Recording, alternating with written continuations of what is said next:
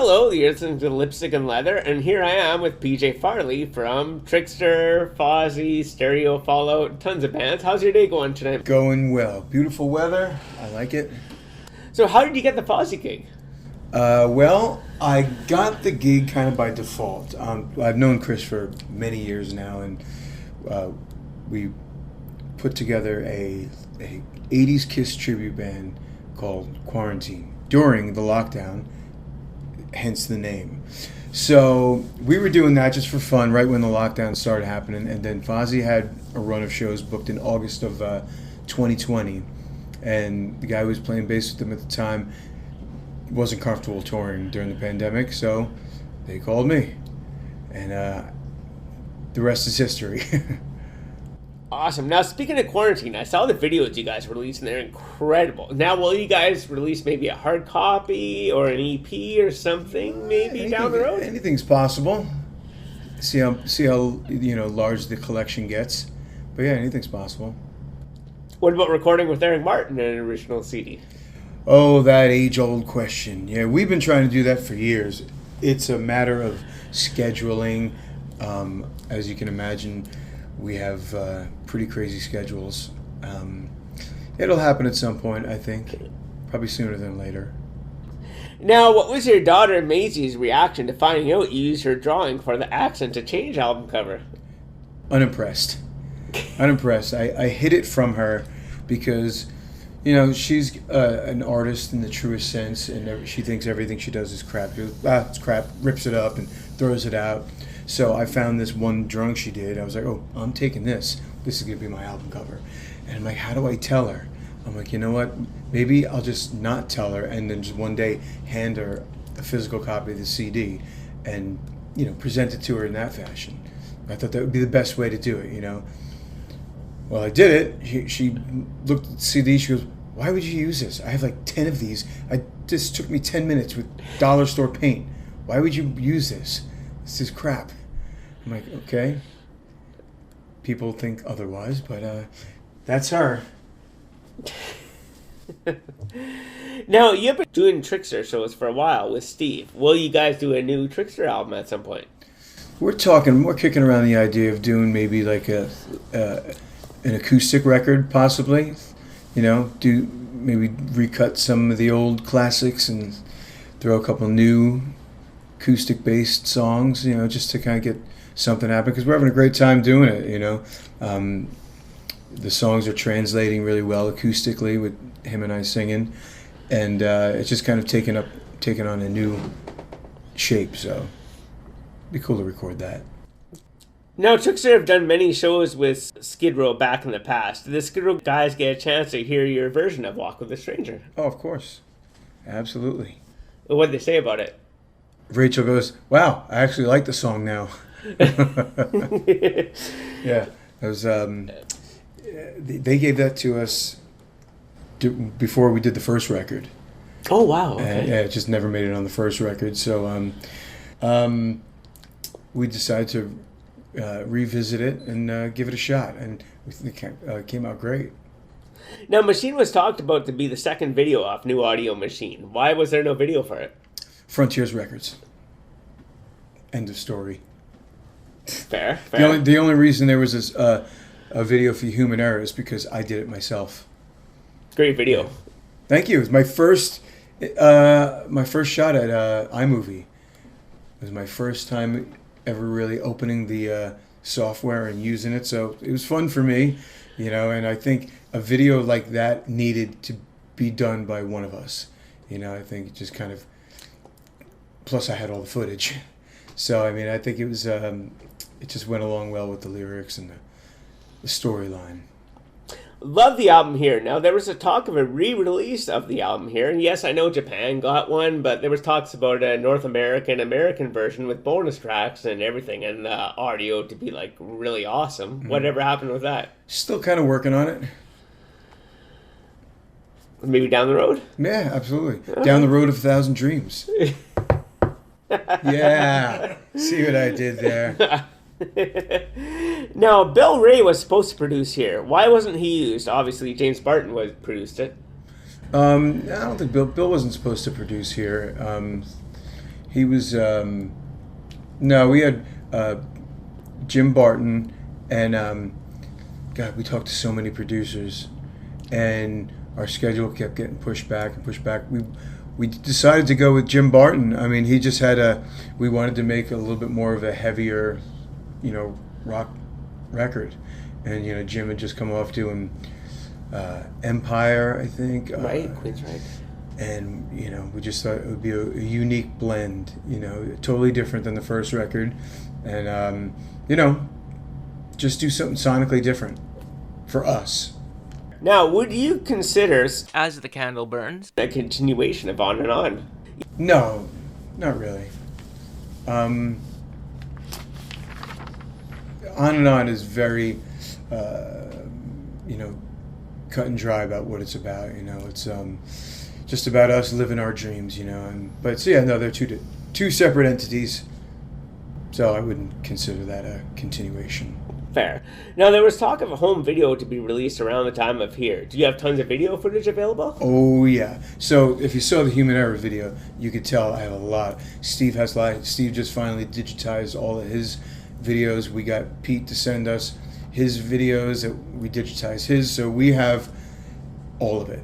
So eventually, yeah, I started doing one when I did the Human Error video, and then I just got busy touring and stuff, and so I have a lot of material. We have it all sitting there waiting. It's just a matter of getting around to doing it. Now, being a huge Star Wars fan as you are, do you still have your Star Wars dolls and your Kiss Rock and Roll Over plaque? I do. I have the Rock and Roll Over plaque on my wall, and I have my Darth Vader case filled with all my action figures. Absolutely. Now, you're in a band called Legacy, which became Muya, Metal Up Your Ass, thrash band covers, then became Prisoner. Now, did you record any original material? I know the thrash cover band was obviously covers, but did you record any original material by these other bands? So, God, you stumped me. What was I in? How many bands ago was that? Legacy and Prisoner. Legacy was my very first band ever. Yeah, good pull. Wow. That was about 1,300 bands ago. No, we did one, maybe two shows, and then I joined Prisoner, and did we record songs? God, I don't even remember. I couldn't tell you. That many bands ago. I remember the reason I joined the band is because I knew they had a 45 out already. I was like, oh my God, this band's got a record out already. And I saw them, kind of the wanted a bass player. Band already has a record out. I'm like, oh, I got to join that band. And I was 14, and they were all like 23, 24, and I got the gig. But yeah, no new music from them. Now, I know you know the Cheap Trick guys. On tour, before playing Surrender, sometimes you guys would launch into Surrender by Cheap Trick. Did you guys ever tell the Cheap Trick guys that? Oh, absolutely. And a funny story, I was just telling Rich Ward this story. We were in Dallas, and we were on tour with Scorpions, and we were playing the amphitheater there, and there was a Dallas guitar show going on, so Steve and I went down there, and we saw Rick Nielsen. We're like, we're playing today, you gotta come, we'd love to have you, let's jam, let's do, we'll do Surrender. Yeah, no, all right, cool, sounds great. What time you guys go on? 7:30, like we did every night, 7:30. Okay, no problem. We get to the amphitheater, our tour manager's like, all right, we gotta go. Everything's got pushed up because of curfew or whatever, so we're on at 7. I'm like, oh no, 7? I'm like, I told fucking Rick Nielsen 7:30. So sure enough, we get done playing. We walk off stage. Rick Nielsen's sitting there with his guitar on. He just looks at him. He goes, 7:30, huh? So we missed our opportunity to jam with him. Now, speaking of Surrender, Surrender was originally a rock song. Any chance of recording the rock version of Surrender? Well, Surrender was actually not. It was another ballad called. Was it when what the hell was it called? Oh my God. Oh, what was the title of it? I can't remember the name of the title, but we blended it with Bill Ray kind of took it and morphed it into Surrender, but it was a ballad before that. Gotcha. Now, originally meeting Metallica, signing autographs outside the Meadowlands, did that kind of inspire you guys to meet fans and be fan-friendly like you guys are? Oh, it did me. And Steve and I did a show like a couple of weeks ago with James Hetfield's son, and I told him the story that Metallica was like the first band I go to an arena show. I saw them open for Ozzy in I think '86 or '85 or something, and walking through the parking lot to go to get our ride home, probably my mom picking me up or something, and I see all this commotion out by the bus. I'm like, what's going on over there? Like, oh, Metallica's out there signing autographs. I'm like, are you kidding? So I went out there and hung out with Metallica, met Cliff Burton, and I said, that was the coolest thing ever. I never would have expected that they would do that. You know, it was like January, it was freezing, and I'm like, that was the coolest thing. If I ever get to do this for a living, I'm gonna be that guy, you know. And we did that. We used to walk around the corridors of the arenas and hang out in the parking lot, you know, until everyone's gone. And you know, that landed with me, and it always stuck with me to this day. Very cool. Now, you used to collect bass picks for the Paul, Bruce, and Gene would throw at you from the 1992 tour. Do you still have your collection of each of his bass picks? Still got a whole bag of them. Oh, wow. Paul, Bruce, and Gene, yeah. That's amazing. I used to go fishing for them. At sound check, you just go look on the floor. They'd be all over the place. All right. Now, there were Throwman Rocks. Love that band, by the way. Now, there were only 250 copies made of that 4-track album. Will the 13 other tracks ever be released?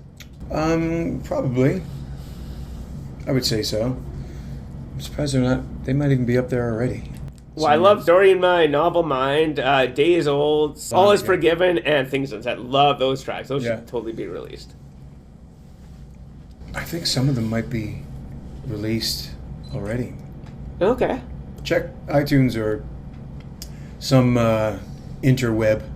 Got to be in there somewhere. How close were So to getting to sign to Epic? Very. Actually, we were kind of doing a victory dance at some point because we thought it was a done deal. And as a music business would be, in the 11th hour, it didn't happen. So, yeah, it was kind of disappointing. But everything happens for a reason, and I managed to survive, and here I am now, talking to you, about to play the St Croix Casino in, where am I? Turtle Lake? Turtle Lake, Wisconsin.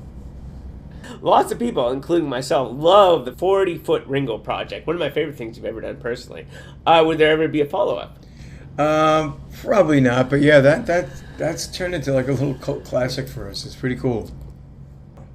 Now, whatever happened to the original concept of the Give It To Me Good video with a limo in the desert? You got me. I think we went the right direction. I don't think that would have been a groundbreaking video. Now, did you ever, guys in Trixter, ever feel to be image-oriented? Like, I know you guys had, like, the plaid shirts on and stuff like that, but did ever record companies ever pressure you guys to be, like, some... Every once in a while, we'd get people going, you guys gotta get some clothes. You guys look, you know, a little too normal. And we were like, well, we are. Tough shit. And then you saw what happened with the flannel shirt thing. Grunge took it and, you know, ran with it. Now, you guys weren't happy with the production of the first Trixter CD. Any chance you guys would remix or re-record it down the road? I don't think so. I mean, it's pretty pointless. It's done. That's the way it was supposed to be in the universe. So let it be. Now, I love the tracks Physical Attraction, Rockin' the Edge of the Night, and Walk with a Stranger that obviously were re-recorded. Any chance of re-recording the tracks, just once again, Where I Stand, Love Like Fire, I'm in Love, or Take the Chance? Possibly. There is talk of doing one of those, I'll say that. Well, thank you very much for the interview and for your time, PJ. That was very fun. Yeah, thank you, buddy. Always good to see you.